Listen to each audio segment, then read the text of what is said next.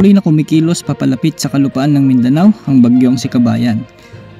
Huli itong namataan sa layong 290 kilometers east-southeast of Hinatuan, Surigao del Sur. Taglay nito ang lakas ng hangin na umaabot sa 55 kilometers per hour at pagbugso na umaabot naman sa 70 kilometers per hour. Kumikilos ito pakanluran sa bilis na 10 kilometro bawat oras.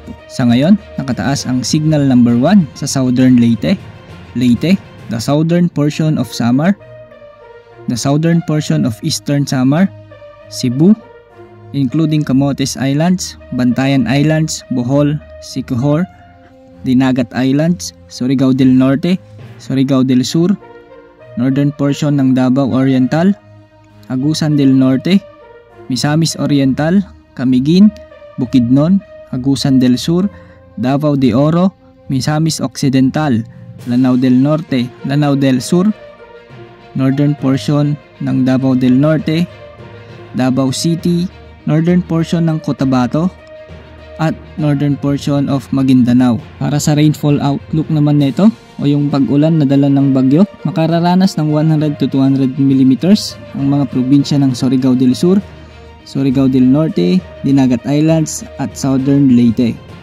50 to 100 mm naman ang pwedeng maranasan sa Eastern Visayas, Davao Region, Northern Mindanao at sa natitirang bahagi ng Caraga. Makadaragdag din sa mga pag-ulan ang shear line.